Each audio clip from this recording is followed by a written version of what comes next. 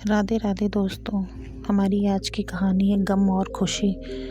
कहानी एक छोटे से गांव की है जहां राघव नाम का एक साधारण किसान अपनी पत्नी सरिता और बेटी रोहित के साथ रहता था। राघव मेहनती था, लेकिन उसकी किस्मत हमेशा उसके खिलाफ रहती। उसने अपने खेत में इस साल नई फसल उगाई थी और उम्मीद कर रहा था कि इस बार उसकी मेहनत रंग लाएगी। एक दिन अचानक बारिश शुरू हो गई। तेज आंधी और बेमौसम बारिश ने राघव की फसल को बर्बाद कर दिया। खेत के हालात देखकर राघव का दिल टूट गया। उसने अपनी सारी पूंजी इस फसल पर लगा दी थी। सरिता ने उसे संभालते हुए कहा, भगवान ने कुछ और बेहतर सोच कर रखा होगा, हमें बस मेहनत करते रहना है। हालात बद से बदतर हो गए। कर्ज देने वाले लोग राघव को धमकाने लगे।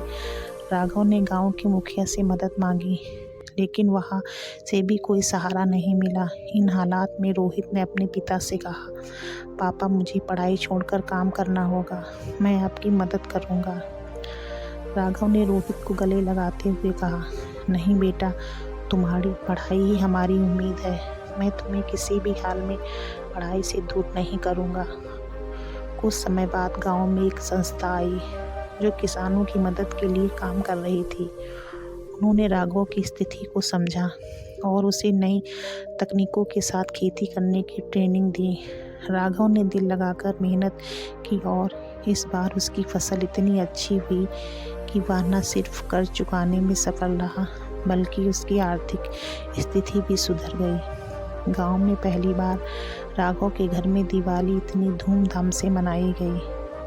रोहित ने कहा, पापा अब हमें कभी हार नहीं माननी चाहिए। गम हो या खुशी, सब कुछ हमारी मेहनत और हौसले पर निर्भर करता है। राघव ने मुस्कुराते हुए कहा, सही कहा बेटा, जीवन में गम और खुशी तो आते जाते रहते हैं, लेकिन हमें अपने इरादों को मजबूत रखना चाहिए। इस तरह राघव और उसका परिवार एक नई उम्मीद के साथ अपने जीवन की कहानी को फिर से लिखने में सफल रहा। इस कहानी से हमें यह शिक्षा मिलती है, गम और खुशी जीवन के दो पहलू हैं। अगर हम मेहनत और उम्मीद का दामन थामे रखें तो हर मुश्किल को पार कर सकते हैं। अगर आपको हमारी वीडियो अच्छी लगी तो वीडियो को लाइक करें, शेयर करें। चैनल पे नए हो तो प्लीज़ चैनल को सब्सक्राइब करें।